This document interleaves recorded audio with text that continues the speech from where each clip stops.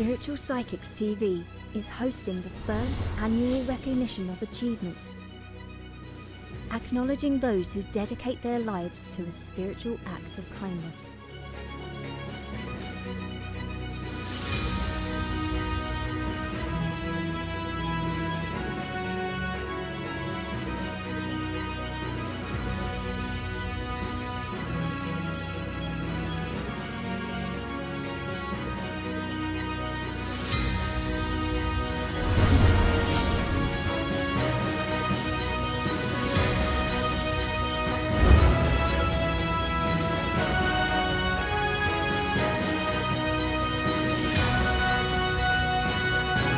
Spiritual Psychics TV, bringing spiritual people together.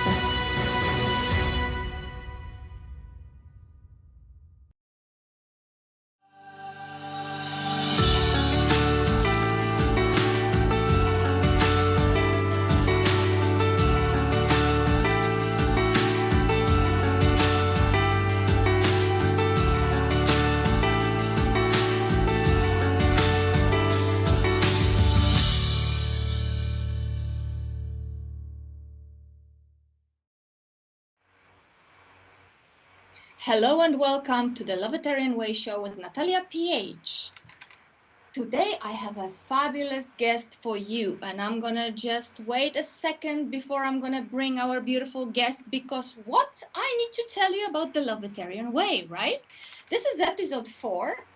Some of you, I hope that I'm getting some regulars here. Some of you know exactly what the Lovetarian Way is, but for the newbies, let me tell you a little bit about it.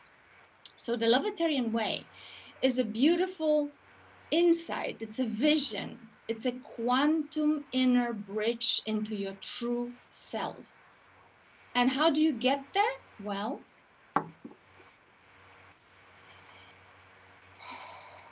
and you do it long enough, often enough, and you will get there. You will remember who you truly are.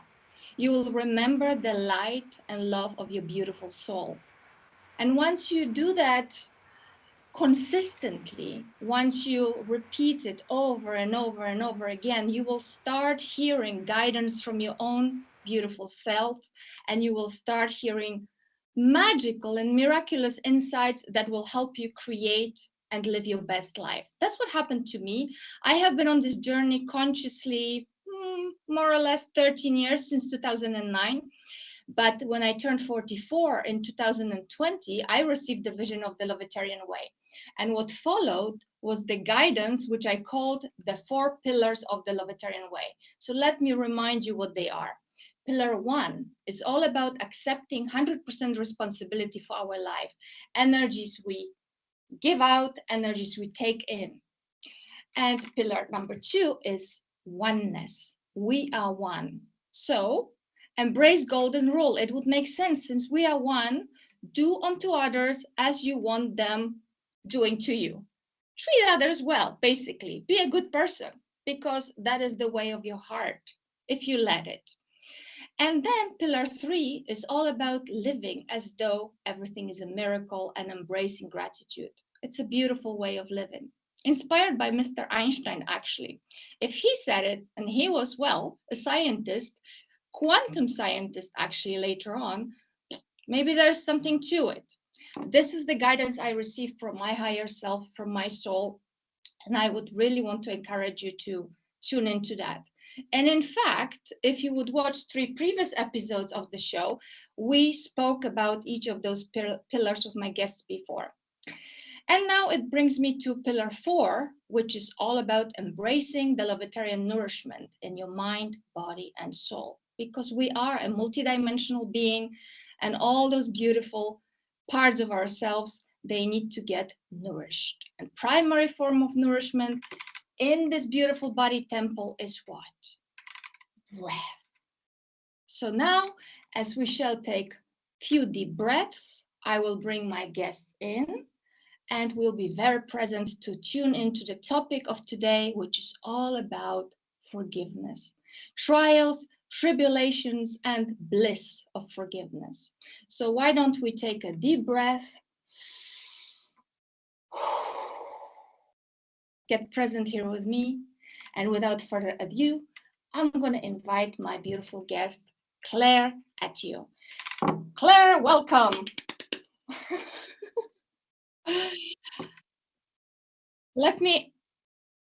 Welcome, Claire. Let me introduce you properly. Claire is actually a female empowerment coach. She authored a beautiful book, which we'll show in a moment. Claire is also a shamanic practitioner, and we met, well, a few weeks ago, or last week even, and we discussed the topic for today's chat, and it is all about forgiveness. Right, Claire? Absolutely, yes. It's one of the most profound spiritual practices once we're able to embrace it, and yet it's one of the most difficult ladders to climb, because there's so Claire, many different facets. Please let me interrupt you for a second, because we need to say hello to our audience. I see we have Terry. Okay, well, carry on, he says. But I see Terry saying hello, so I need to say hello. Yes, Claire, go on then. No, it's just the forgiveness is, everybody says, oh, I forgive you, but it's not just about the words. It's not just about the not thinking about a situation, not thinking about the pain that's been caused, or the hurt that's been caused, or the discord. It's about letting go of the energy. It's about actually releasing at a much deeper level, releasing the energy. Not because very often we can say, oh, yeah, I'll forgive you, that's fine, but we store it. And then when a similar situation occurs, the hairs on the back of our neck stand up, because we're triggered, because that energy is already within us. We know that that particular phrase or that particular situation caused us pain, and so our bodies go, oh no, don't want to go there, painful. And this is the aspect. And then you get all the other aspects of some of the more trickier, darker energies of the planet, the 3D world. And you know, there isn't a guru on this planet that will say that they don't or haven't struggled with some aspect of forgiveness at some point. Absolutely. Hello, Julie. Thank you, Claire. So I suppose we'll be interacting while we're saying hello to our audience when Richard graces us Absolutely. with the view. Hi, Joanne. Hello. And guys, where are you from? Tell us where you're from. We would like to know. Caroline? Do I say it correctly? That's a new name. Caroline. Yes, Caroline. Okay. Great. Yes. So Claire, you have co-authored a beautiful book called Aligned Leaders, yes. Right? And in that book, do you also focus on forgiveness, or do you...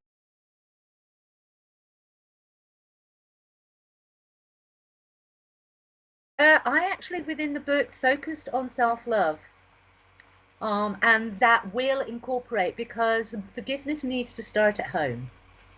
It's the bottom line. If we're not able to forgive the things within our own psyche, then it's near on impossible to give full forgiveness outside of ourselves. So the chapter and my part in the book focuses on that self-love and the importance, building that solid foundation so you can actually build a life that flows with ease. Doesn't mean it's always going to be easy, doesn't mean that you don't have challenges. It just puts the tools in your toolbox that you're able to kind of navigate it with with a greater grace. Thank you, Claire. And hello, Christine. Claire, I know that we have been practicing this for a very long time. We have been consciously awakening for a very long time, and we actually brought this energy from our previous lifetimes, I believe. And actually, it's been, well, I can't really pinpoint the time. However, I must say that releasing for me and forgiving myself for stuff that I did not even know I carried in my body has been one of the most difficult things in my life. Why would you say it is so that we hold on to that energy so powerfully? Usually because the biggest things that we need to forgive have caused us trauma. And anybody who's gone through trauma in this life, they will know how difficult it is to heal, because energetically it doesn't just kind of sit in one place. I always look at it as an octopus with lots of tentacles, and goes down in lots and lots of different layers. And in my spiritual group, what I always say to people, they say, oh, but I thought I healed that, and they're really disappointed with themselves. And I say, yeah, you would have healed that aspect.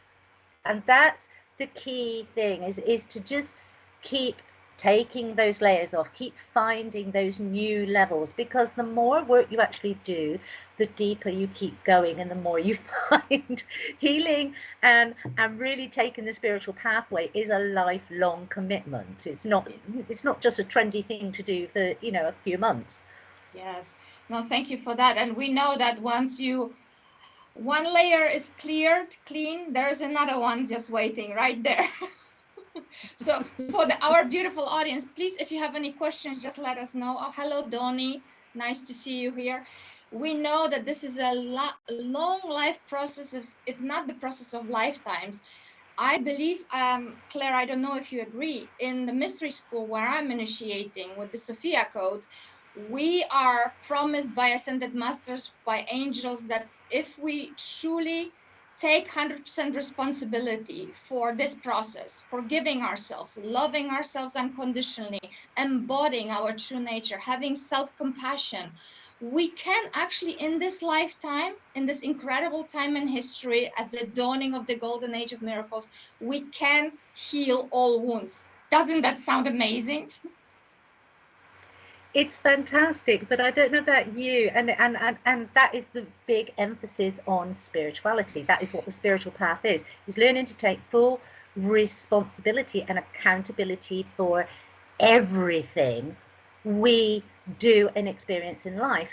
But it's, even though once you get over a certain point, everything becomes, you gain that greater understanding, and you have that deeper knowing that actually you're going in the right direction. While you're getting yourself there, it can be a really bitter pill to swallow, to actually have to embrace. And this is why forgiveness can come up against hurdles, because you have to embrace the fact that even if you've suffered trauma by the hands of some unknown person, because they're in a very dark place, there will be an aspect, whether from this life or from previous lives, where you actually invited that into your life. And so there's a small part of you that needs to take responsibility for that. And that's where it comes unstuck, because imagine saying that to somebody who is in the depths of trauma, or having to embrace that ideology whilst they're in the depths of that pain. That's what's really difficult. Absolutely. I believe there was a hello from Josie for you, Claire, just a second ago. Oh, Joanne, thank you. yeah, probably somebody you know. Hello, Claire. Yeah, Josie. Joanne, we will address the questions very shortly. Thank you so much for that comment. Thank you. Please keep asking questions. Yeah, Claire, you are absolutely right. I don't know if you remember the quote. I don't know who said that. Was it Mark Twain? Something along the lines that forgiveness is a sand, beautiful sand that violet releases on a feet that crushed it. Isn't that poetically really saying how it actually is, how cleansing it is if you just let go and allow yourself to grace yourself with forgiveness? And then it's not about another person. Actually, really, it's not about another person that hurt you. You will liberate yourself by forgiving them, because we are one, all is one. And once you do it, you liberate a lot of yourself. Aren't you doing that? You are, yeah, but the reality of it is, and this is, you know, and I think it's important to have this discussion, because it doesn't matter how spiritually based you are, the reality of it is it's really difficult. Imagine being subjected to horrors and then saying, okay, I have to forgive. Or worse still, your child or a family member has been subjected to horrors. That's when the mama bear and the papa bear comes out, and that, you know, when it's for ourselves, we can go, oh yes, you know, we can get on that kind of pedestal and go, yes, yes, yes, I'm going to really work to forgive that. But when it's someone you love, that brings a whole nother spectrum into play.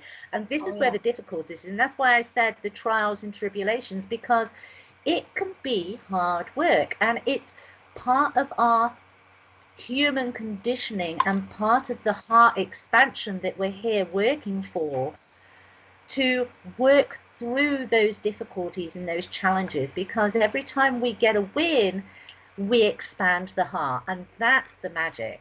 That is the magic. Beautifully said.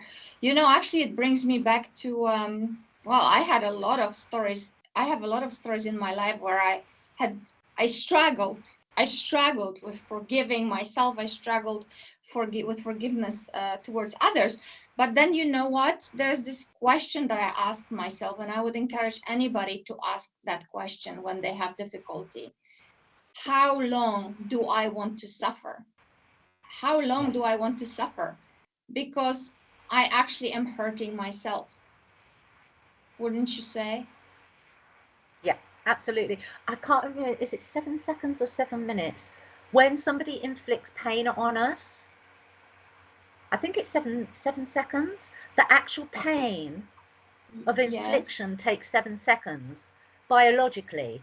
And then anything after that, we're recreating from our psyche.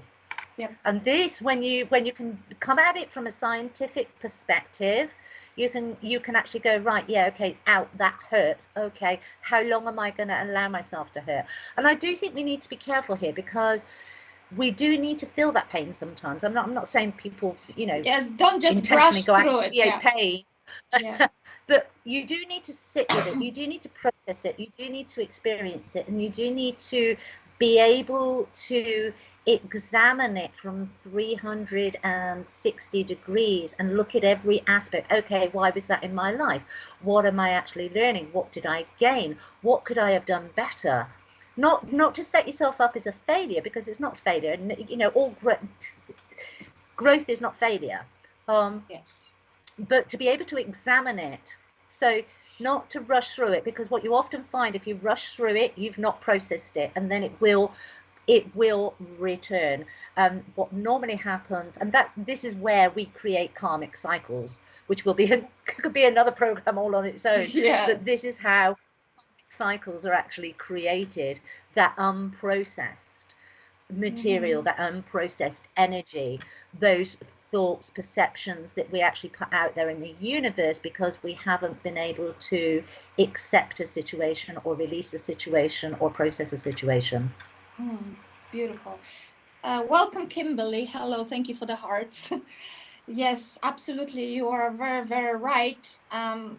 The Lovetarian Way is based on unconditional self-love and self-compassion. We need to take as much time as we need to take and go through whatever we need to go through, because if we're just going to brush through the surface, feelings bury the life, they don't die.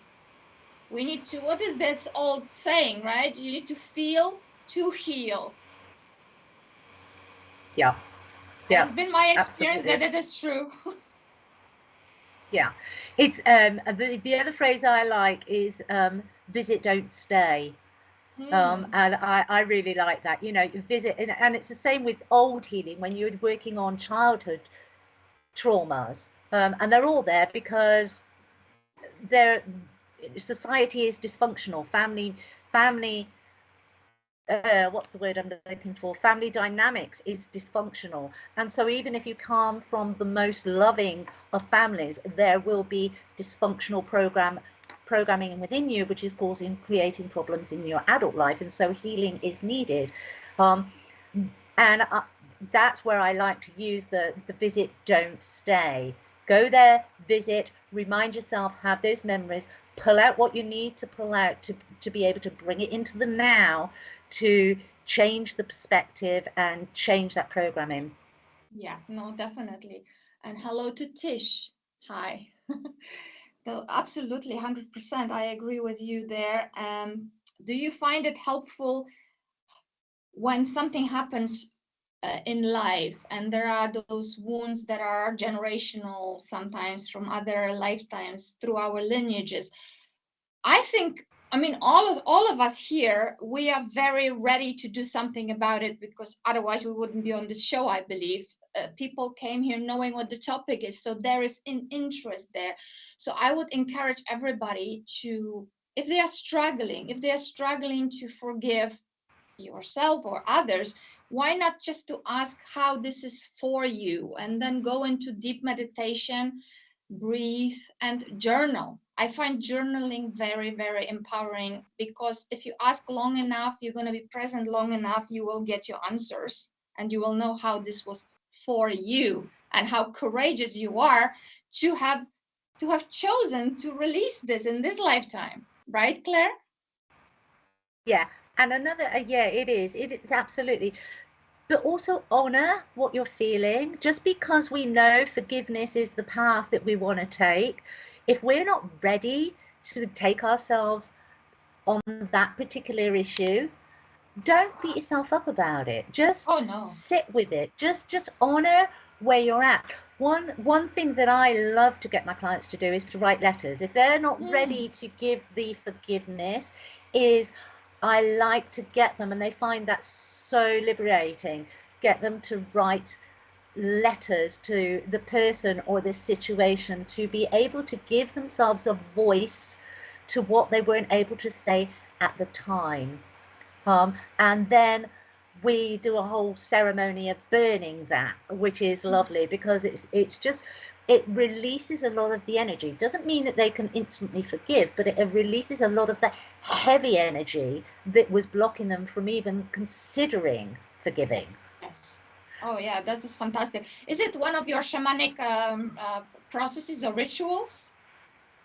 We can do it as a shamanic ritual, yeah. I was doing it before I even kind of stepped into my shamanism. I was doing it before that. It was just a ritual that I personally found very, very helpful on my journey. And so when I was doing the retreats, and I was because we always attract where we're at. We always attract who we can help the most, because they've gone through similar situations. That's just how it works. The universe sends those people to us. And so what I was finding is I was dealing with women that were in similar situations and struggling with the same issues. And so I was able to pull upon the fact, and I said, look, try this, see if it works for you as well. And it always did. It always did. And some of them were phenomenal results. But the key is to get rid of the heaviness and to honor where you're at, to be really honest about where you're at. And I think it's that self-honesty. I can't do that at the moment. Okay, you can't do that at the moment. Don't beat yourself up about it. You can't do it at the moment. You can come to it later. We've got our whole life to come to it. Or more life later on, because what we don't fix now will be fixed later.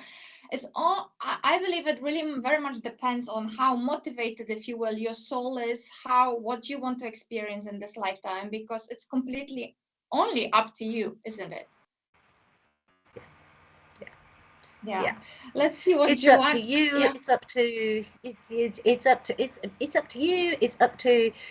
It's up to the circumstances you find yourself in at the moment. You know yourself, the things that you're able to do now, and where your thought processes are now, and what your thought processes were when you were in your 20s and in your 30s. There you go. Well, we are all on a journey, and this journey is of many steps, and depends on the stage of awareness we are currently at. We can look at those things completely differently. Joanne here has a nice insight. She says it's good to look at situations from different angles and look at what situations we are attracting and take responsibility for what we do. Yes. 100% responsibility. Ladies, both you, Claire, and Joanne, you both used the word attract. And Claire and I, we had those conversations before, so I'm going to go a little bit in a different direction, and bear with me here. I'm going to propose something. What if we don't attract anything? what if we are the source from which everything arises, and whatever happens in our life, it's just here for us to deal with? So it's like we have put it for ourselves before we came here, and if we have not healed yet, it will present itself to us. So yes, we can call it attraction, or we can just say we have done it for ourselves, right? So this is the experience we need to deal with right now to heal from. You know what I mean? I'm kind of playing here with words on purpose to kind of bring us back into more power, not just attraction, because for me the whole law of attraction sometimes can freak people out, because they go like, oh my god, how did I attract this now? I've been thinking all those thoughts, negative thoughts, and you know, and they feel bad about it. But if we talk about being present, being really connected to your true self, you just have a journey on which you are having different, you know, chapters of the journey, and there are experiences that you're going to have if you haven't healed everything. And there's one experience that will give you this opportunity, there's another one, you know what I mean? It's like just a journey. Because attraction, it's like, oh, okay, I attract this, but what about that? You know what I mean? Claire, I'm playing here. Are you going to play with me? Yeah, I know what you're saying. It's but I'm gonna sit on the other side of the fence here and play devil's advocate, because Let's play. Because you're attracted. For me, it's very important, because as you said, the law of attraction, a lot of people, I find it so misused. If we're going to embrace the law of attraction, then we have to accept that we are creating. The attraction is because we created it, we put it out there, and then it's attracted back to us. And that is the good and the bad. And we have to accept every aspect that we have created into our life. And as you said, some of it we've done in previous lifetimes. That's coming back round. That's those karmic cycles coming back round for that deeper learning, that deeper understanding. And that's a lot of what my life has been about this time around, which has been freaking difficult. I can't tell you how many times I've sat there and gone, why did I sign up for this? Well, you know, but that's the joy. That's the joy, and that's getting the perspective.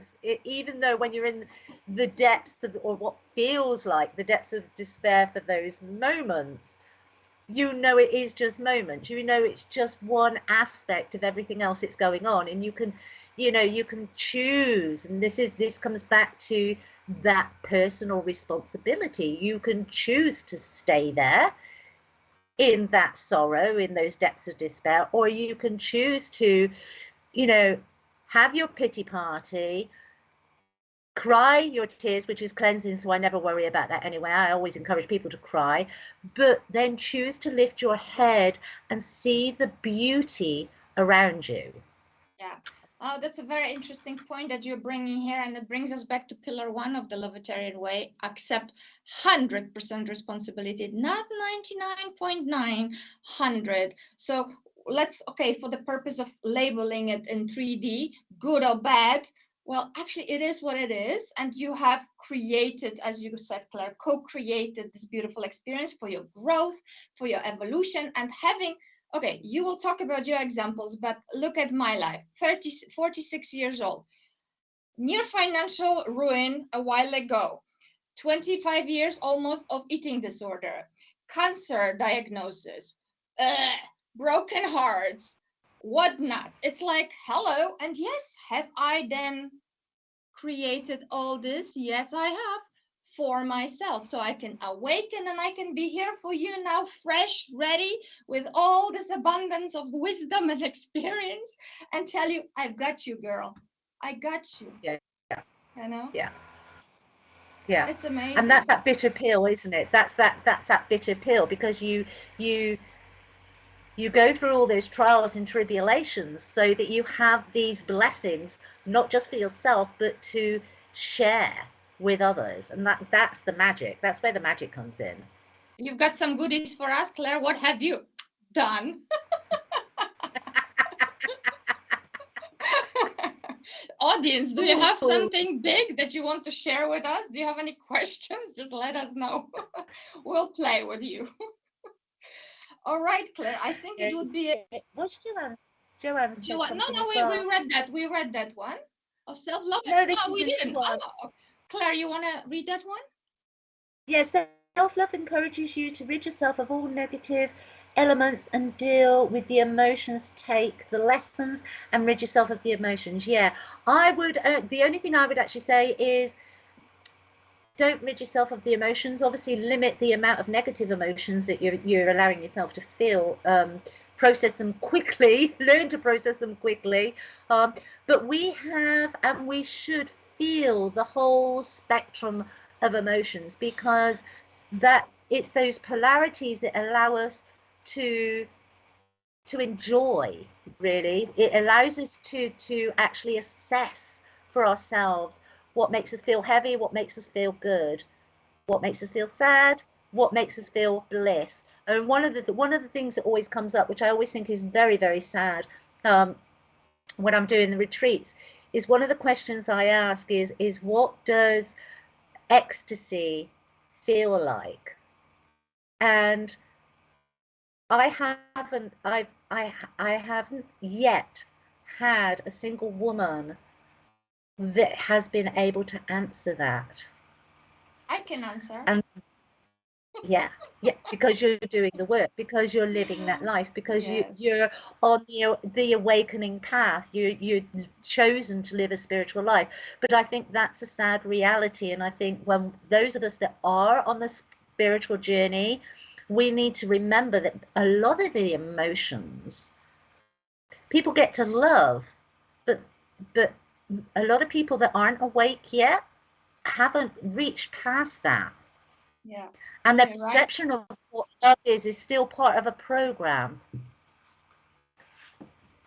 And that allows me, when it loops right the way back to the forgiveness, remembering that's what allows me to exercise greater forgiveness with other people, because I'm able to go, they know no better. They've not experienced what I've been blessed to experience. Yes. Well, you know what Jesus said, apparently, forgive them, for they know not what they do. Yeah. And it's very true. It is, because we are all in this beautiful quantum soup. We are all traveling in different stages of awareness, and we, even us who have been doing it for quite some time, and we're fairly conscious, fairly aware, even having long moments of oneness when there's no Claire, there is no Joanne. I'm just like, oh, one with everything, and I embody unconditional love, and wow.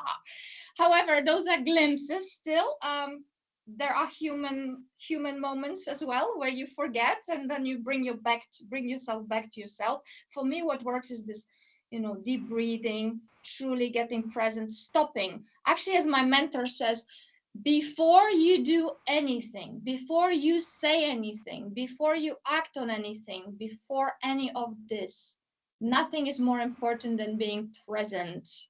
Nothing is more important than being present. And how I achieve it is through deep breathing, just stopping and breathing. As I taught our audience many times already, in on 5 through the nose, out on 5 through the mouth. And honestly, just do 1 minute of breathing like that, center yourself, and everything will come out of your mouth differently than it would have otherwise. Natalie, Hello, Natalie, welcome back. She asks, would we not have gone through a lot of these experiences before in previous lifetimes though? Yeah. And very often, and this is why some things you can work through, you'll agree with me with this, Natalia, is some of these things, other people look at it and go, God, how did you get through that so quickly? And it is because you have just come back to kind of mop up the excess. I always kind of think like that. When you spill water and you have to actually get the mop, and then if you're like me, I'm a bit of a OCD going on, so then I have to then get the dry mop. And I always think when we have repeating experiences that we've done in other lifetimes, and we've done the heavy lifting, as it were, with those experiences for that learning, when it comes round again, it's easier to deal with. And then it's what I think of as the dry mopping. It comes back on, whereas other people in this lifetime, that your friends that are stood beside you, could be having exactly the same experience, and they're doing that heavy lifting. They're having to get the mopping bucket out. Yeah, And that's I probably agree. the easiest way of looking at it. Yeah. Yeah.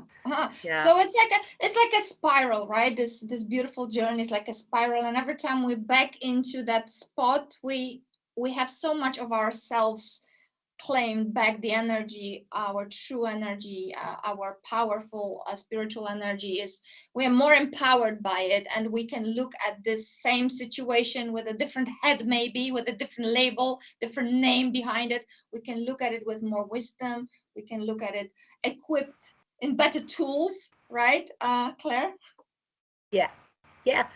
I mean, it's and the different aspects of spirituality as well, because you saying that, then I was kind of thinking, you know, from the shamanic perspective, what we actually do is we do a lot of soul retrieval, and that's basically the fragments that have been pulled away when we have a trauma or when we have a shock. The thinking is a piece of your heart, your soul, kind of like, whoa, I don't like this, I'm out of here, and it kind of goes off.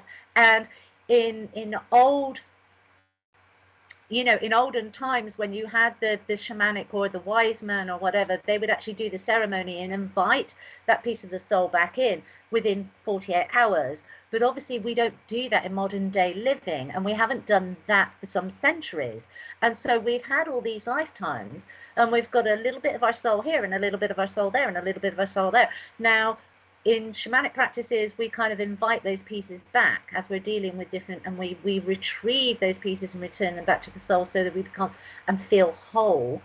But also, you can look at it from a different aspect and think, right, okay, that's the karmic cycles. When you're working through those karmic cycles, what you're actually doing is you're working through those issues, and you're inviting that soul piece back into you as well when you actually work through it.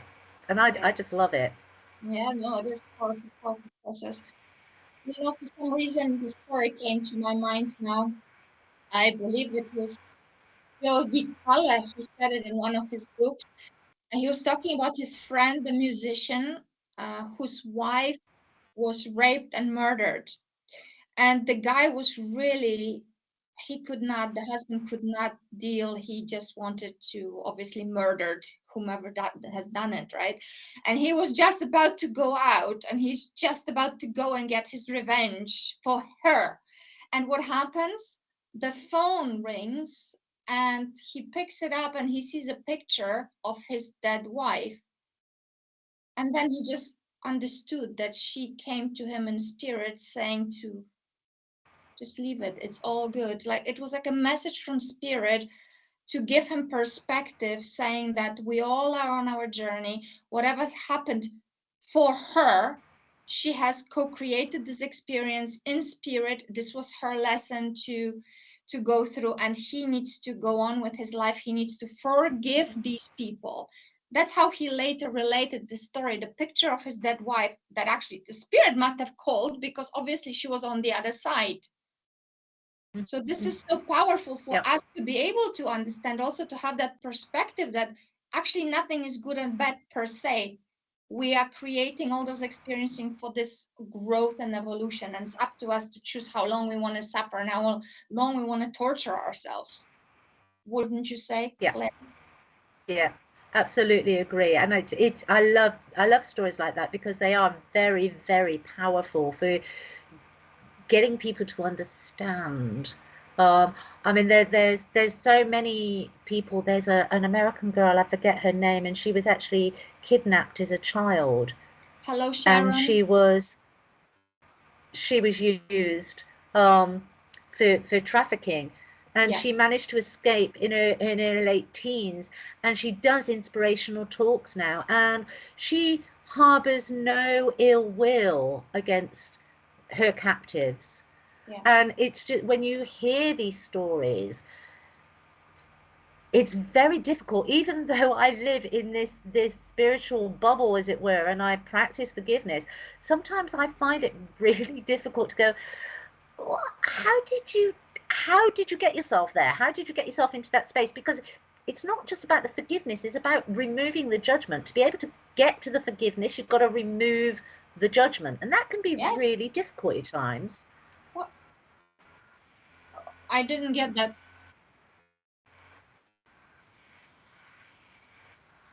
That's it. Yes, yes, yes. Yes. Can you repeat that Thank for the you. audience?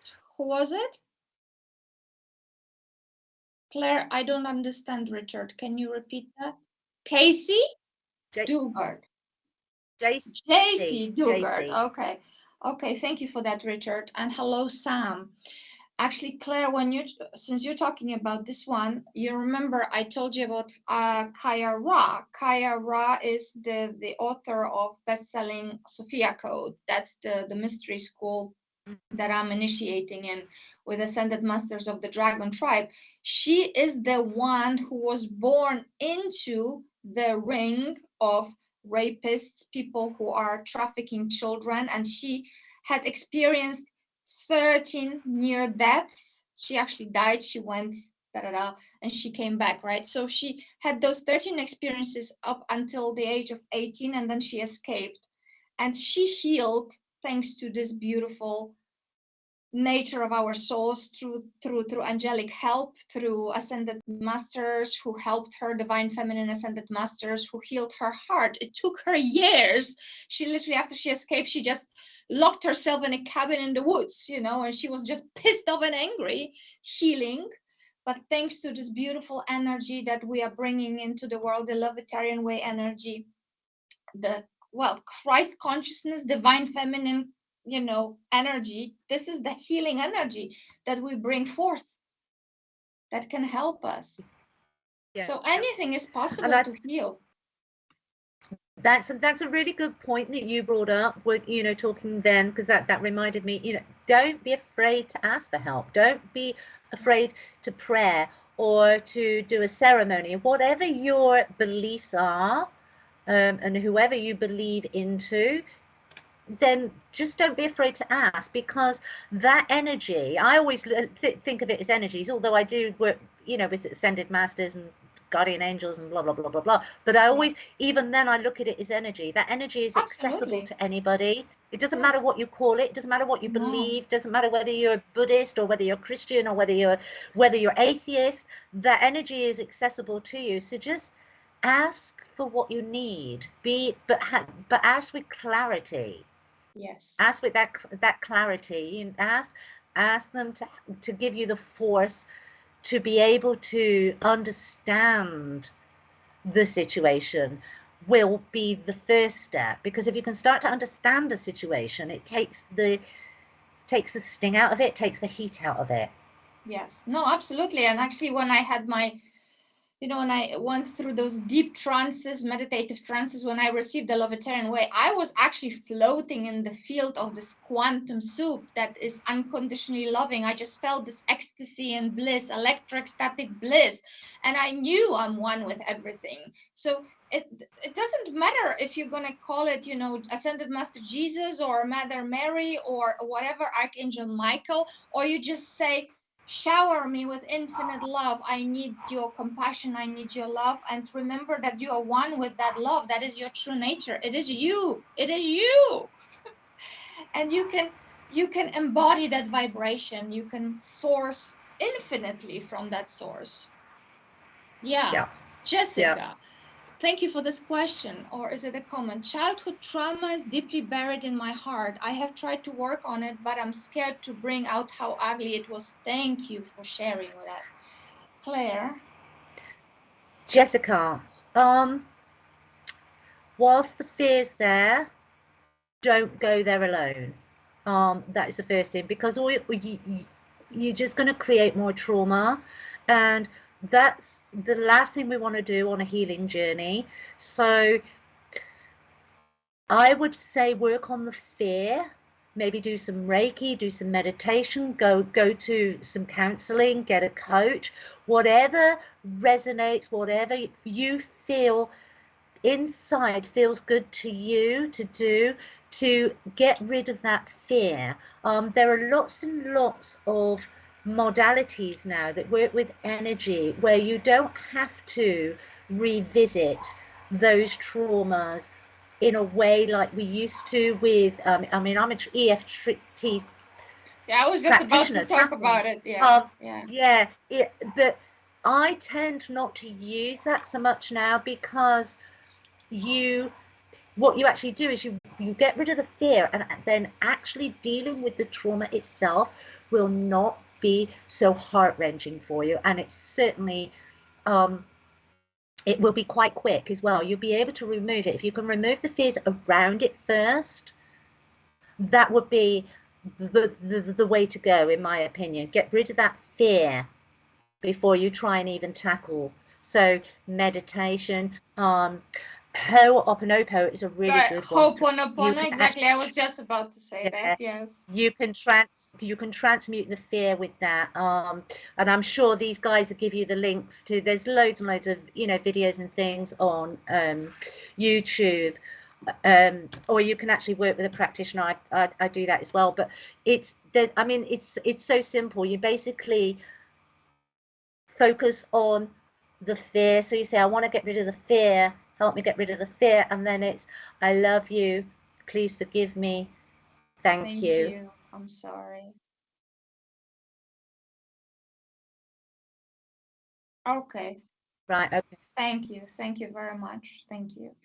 Yeah, this was very beautiful, Claire. And yeah, I can't stress enough the power of Ho'oponopono. And I would like to encourage you to go back to episode 1, where I talked extensively about it with Merlin Pixton, a doctor of metaphysics as well. Yes, and actually, that makes me think about this beautiful story of Dr. Len with Ho'oponopono, when he truly chose to use this ancient Hawaiian practice. He was able to just utilize this mantra, just speak the mantra, feel it in the heart, and the mantra is, please forgive me, I'm sorry, thank you, and I love you. And he was just looking through the files of those mentally insane criminals that he was in charge of as a director of this hospital, the mentally insane criminal ward, right, in Hawaii. Mm-hmm. And he was doing mantra, he was doing it on file of each patient without seeing the patient, but he took 100% responsibility, and he was repeating the mantra, feeling it in his heart, taking 100% responsibility. And every next patient healed. It took a few years, and all of them were healed. So what I'm saying here, that Jessica and all the ladies that have issues here with trauma, you don't actually need to go to that feeling. All you need to do is trust, have faith, really feel it in your heart, and repeat that beautiful mantra, and trust that the source, God, love, whatever, universe, whatever you want to call it, will have your back. Because in essence, that's how Ho'oponopono is all about, that you actually speaking this mantra to your beautiful inner child, and then the inner child innocence takes it into the hands of the divine for transmutation. And, if you practice long enough, often enough, in presence, really relax, breathing, without feeling anything negative. If you don't want to, just feel love for yourself, give yourself a hug and say thank you to my little one, thank you. I promise you that there will be a shift, because I have used it so many times on million situations, and there always have been a shift. Miracles 11 years of practicing Ho'oponopono, so there have been many miracles. What about you, Claire?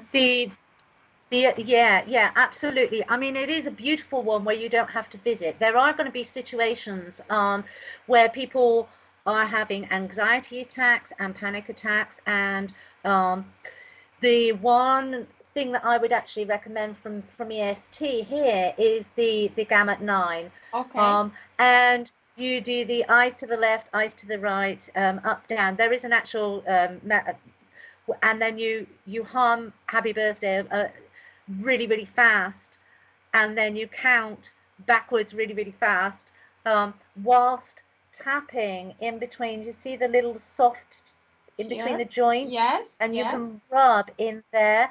And what that actually does is that instantly doing that little formula, the gamut 9, I can actually give you that. That's not a problem. And you can post that on here.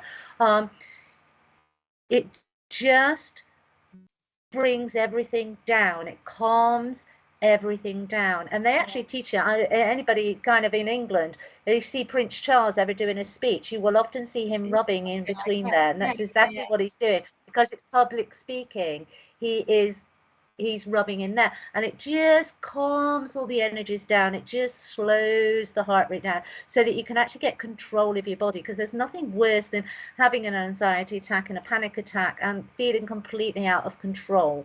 It's a horrible feeling. The other one with worries, if these images and worries and concerns actually pop into your head, which I'm sure there's some, they often do, is what I like to do Tonglen. And it's where you put your feet flat on the floor, you just get yourself in a nice relaxed state, breathing, just focusing on the breath, focusing going in through your nose, down through your mouth, into your belly. Do that until you just can feel yourself start to relax. When you start to relax, take the breath and focus it into the heart space. And then from the mind, you imagine taking that worry, that concern, and you put that into the heart space. The technique is a Tonglen, and then just hug it with love. And if you need to bring in guardian angels like Mother Mary or Mary Magdalene or even Jesus or whoever your deities are, bring them in to give you that extra love, and just hug it, hug it, hug it, hug it, because energetically, love is such a high vibration that any worries, concerns, fears, pains, old memories that are hurtful and hateful, just they will dissolve with that love. Doesn't mean that they've never existed, doesn't excuse what happened. And I think this needs to be, that's a very important point with forgiveness. But you've got to do and get yourself to a place where you're not feeling bad about something that happened in the past. You're not feeling bad today. We need to get rid of that. That's what we want to get rid of. That's why we're practicing forgiveness, so that you can live freely. Beautiful. Thank you, Claire. And thank you, Jessica, so much. Tish, you have a question. I'm 61 and I have been married 5 and 10 years. Neither worked out. No relationships in years. What can I focus on to change my relationship success in general? Not asking for a reading, but what to focus on. Well, I've got an answer for that. But Claire, why don't you go, since you're a guest? I would actually say self-love. Well, there you go then. You're the same. Focus on Absolutely. yourself. I can guarantee things in your relationship, you probably overgive. You overgive, you don't realize you're doing this, you probably grew up, you've got a program running in your subconscious where you learned from your mother, because we do, we learn by repetition, where you overgive, and then you wake up one day and you're kind of, there's resentment there. But so you've got that aspect. The other aspect of relationships not working out, when you overgive, you're not making the other person give that reciprocal energy, and so they get lazy, they get bored, and so they go elsewhere. Absolutely. I'm just going to give you a very easy tool as well, Tish, or anybody who is listening. This here is a mala, okay? Mala has 108 beats, and you can chant on this mala. This specific one is a mala of Ascended Master Green Tara. However, I want to talk to you quickly about Kuan Yin. Kuan Yin is the equivalent, if you will, of Mother Mary in different cultures. And she has a beautiful mantra for us that is mantra of self-love and self-compassion. And it is Om Mani Padme Hum. And if you repeat this mantra 108 times every day for as many days as you want until you feel relief, you will bring this beautiful energy of Kuan Yin, love and compassion. You will literally feel like you're in a cloud of love, and you will be helped along the way on your healing journey. So it's Om Mani Padme Hum, when you honor the innocence within you and you bring that beautiful energy that had never been hurt, never had to forgive, nothing. It's just pure and it's wonderful. So Kuan Yin will help you. She is known for being of 1,000 waters. Water, as we know, is very cleansing and clearing. So what you can do as well, take a glass of water and ask the water to help you, to bless you, to help the bodies of your water to get cleaned and clear from all the pain, all the suffering, all the stuff that is still deeply buried within you through time and space, right? Thank you, Tish. I do overgive. Absolutely. Yeah, we thought you might be. yeah. So it's a very common trait in women. We've all been programmed with it. That's right. Going back to your mantras, it's also deeply, deeply, deeply relaxing. There is nothing, and because you're pulling the beads, you're doing it 108 times. It puts you in that trance state, and when you go into that trance state, you automatically switch over to the right hemisphere. You get that creativity coming in, you get that connection to divine, and you get just a whole tank load of inspiration. That's right. So it's amazing practice. That's why, I believe one of the reasons why there is so much breast cancer within women, not to mention other reasons, but the overgiving, overcaring, carrying all this energy on your chest heavily, So just love yourselves, women. Have compassion for yourselves. Remember, happy woman, happy home. Take care of yourselves. And we have 2 minutes for you till we release you, Claire. So maybe I don't know if we have more questions, but I could maybe take them if there's more, but you will need to go soon. So why don't you tell our beautiful viewers how they can find you and how they could work with you? Right. Well, they can. I'm always on Facebook. And that's Claire Atyeo .Athena. Yeah, it's showing up, I believe. Yeah. I work with empaths and light workers. We have a special group for that. There's a private group, you're more than welcome to join. Otherwise, you can, if you want to have a look at the services I provide, by all means go over to the website, which is claireatyeo.com. Beautiful. And there's a podcast coming out. Sorry, I'll just go on. There. We have a podcast that is being launched on the 2nd, I believe that's the Monday of May. And that is a co-hosted podcast. It's called All the Cards on the Table. And what we're actually doing is all the cards on the table. And we're addressing both the masculine and the feminine energies so that we can actually start to bridge that gap and get better understanding of each of the sexes, because at the moment that divide is just getting bigger and bigger and bigger, and it's creating more problems than ever. So yep. And they said yes, Richard.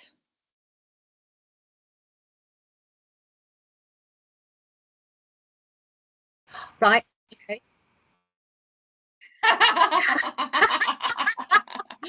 Oh yeah, we have little internal jokes going on here. Okay. Yes, send us the bill. Send us the bill, Richard. Well, thank you all very much, Richard. Are there more questions? If there are, then they have to wait for the next episode. Yes, the next episode is coming in 2 weeks, and I will have with me another fantastic guest. But actually, I need to tell you also about.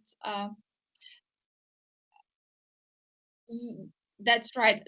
He keeps me in check here. The ads. Claire, do I need to release you and stay by myself, or do you need to go, Claire, or do you want to stay? Okay. Yeah, you're good. Good. I'm good for the moment. Perfect. Okay. So let's do the ads now. Actually say. Hold on. Let's do the ads. Richard. Thank you. Tonight on Live with Spirit, JC Marsh joins us for an evening of readings. This starts from 8 p.m. Tomorrow morning from 11 a.m., Bree Wilson continues with her show, Influencing Your Life. Bree offers her own guidance and advice, while supporting you with everyday situations, past life readings, and future support. Bill Hughes' fortnightly show Collective Consciousness returns tomorrow night from 8 p.m. This week's guest is Polly Harnett. Both Bill and Polly will be offering spiritual messages from our loved ones in spirit. Join us this Saturday for a special broadcast of our popular show Sensing Spirit. We are live on location with Polly Harnett, Sam O'Neill and Bill Hughes. The live and interactive show starts from 9:30 p.m.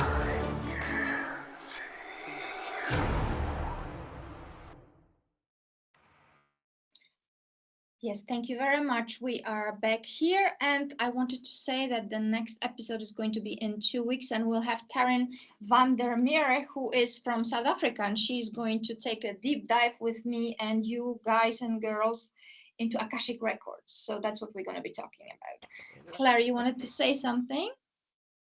I said, hey, lovely. No, that sounds Oh, really well, that's interesting. that. I thought that you had something else to say. Okay, that was that. We were waiting for that.